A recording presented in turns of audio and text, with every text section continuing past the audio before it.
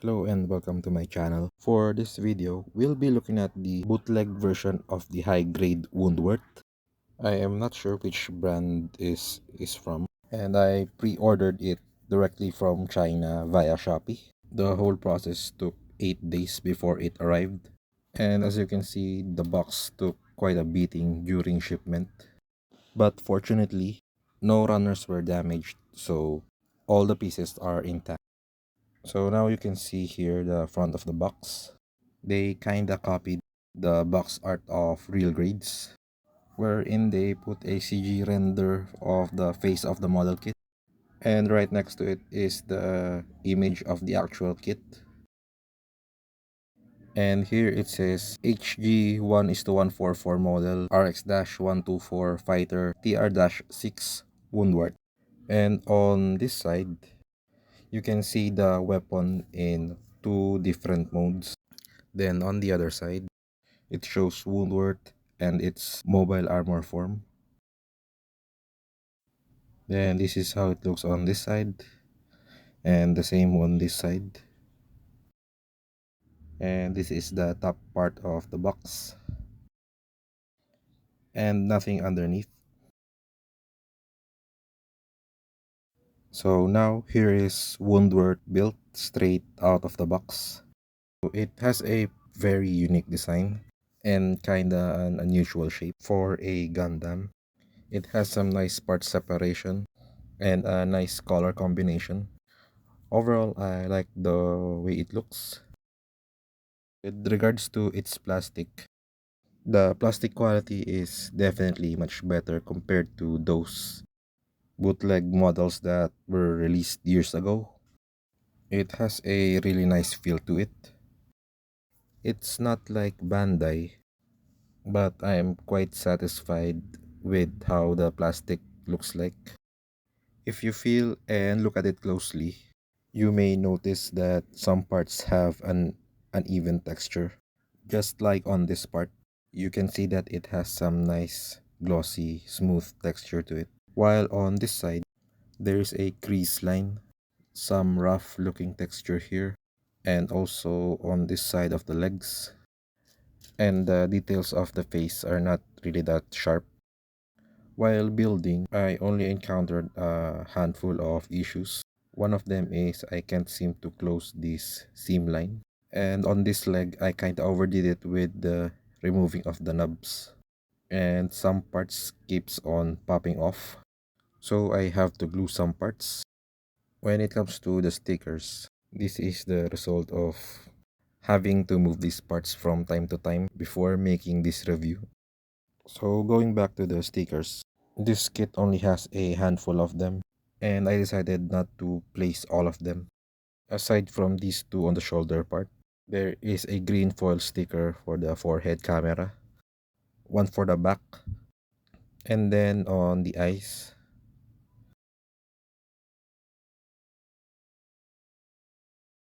this red piece on the middle, and another green foil stickers for the side of the legs. For side-by-side comparison, here it is with the bootleg RX-782 Beyond Global by Bling and the bootleg version of the Barbatos Lupus Rex.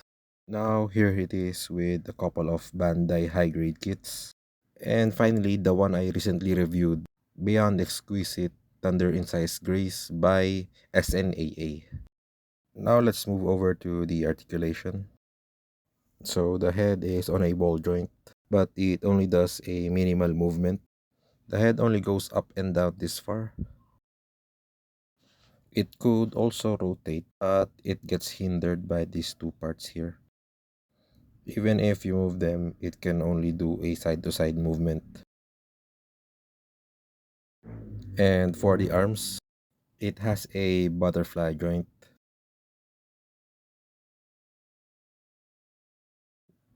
This piece can also be moved, but it's too tight. Going back to the arm, it can go up this far. It rotates, and this shoulder blade piece moves along with it.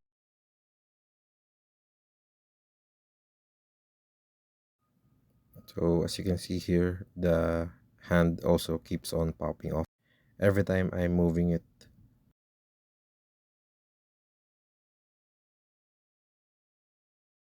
So going back, there is a bicep swivel, single jointed elbow, wrist is on a swivel, goes up and down, but if it gets moved too far, the hand guard or the hand will pop off.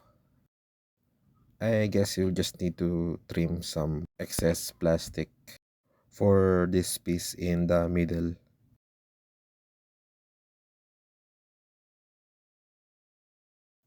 And for the waist, it can only rotate side to side. This part also moves up and down, but this is only used for the transformation for mobile armor mode. Now for the legs, it can go this far and kick to the back this far. Let me just move this arm.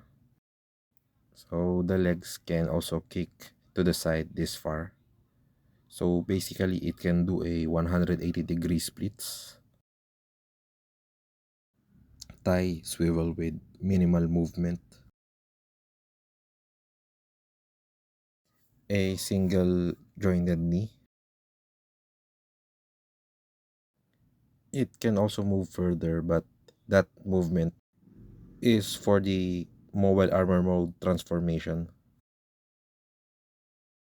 And you can take this piece out so it can stand even without an action base. So even if this model kit has a unique design and shape, it still has a decent amount of articulation.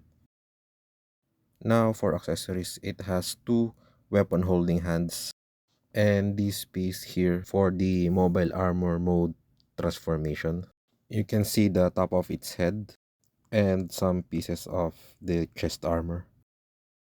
These two pieces here are also for the mobile armor mode. A short bendy wire, two claw pieces for the weapon, two action base, and finally a cool looking weapon. I believe this is called the long beam rifle. It is actually longer than the Woundwort itself. Another issue I encountered is arming the Woundwort with this weapon. I am not gonna show you how it's done, but here it is wielding the long beam rifle. So this weapon also has stickers, a green foil sticker for the camera, and two long pieces of stickers for this long piece here. There is also a little bit of articulation. This arm piece can be moved and a retractable handle piece. So as you can see, I trimmed a little excess of the plastic since it is too big for the weapon holding hands. Now I'll show you how to parts form it into the claw mode. First is you need to remove these two pieces and this long piece here, and then place this round piece on the peg beside the handle piece. Then remove the white pieces from the straightened claw pieces.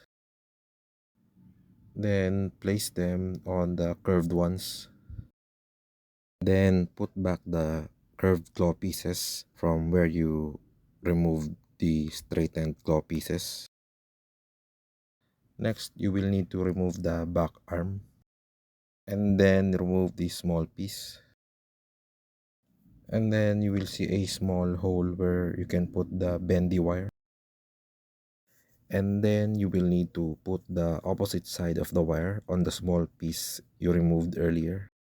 Then place it back again to the main weapon.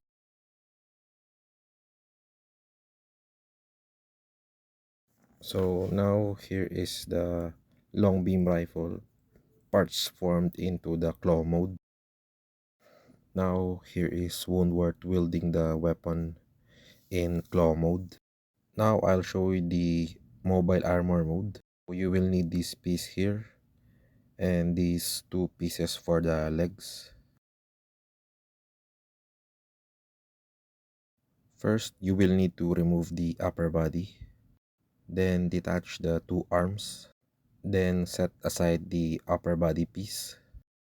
Next, you will need to remove these two fins, then detach the whole lower part from the drum frame, then fold the two lower legs to reveal the thrusters.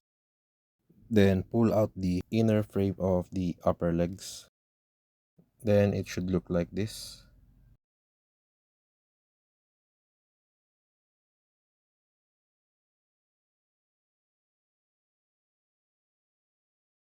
Then you will need to attach the extra fins on each side of the legs. Then set it aside. Next is for the middle part. First is you will need to push this down and then rotate upwards and then extend this piece here and then push this piece further. Then finally for the arms, so you will need to fold these arms.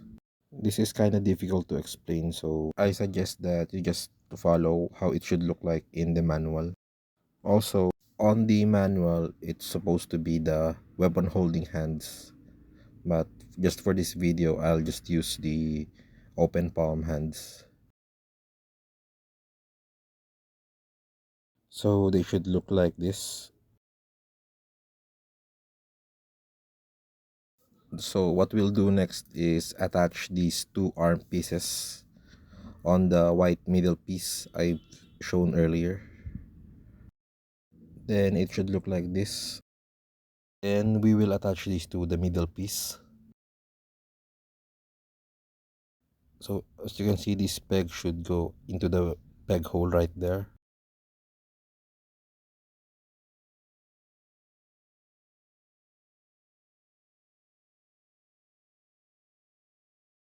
Then let me just reattach this one. Then finally the legs or the thrusters pieces. Attach it to the drum frame.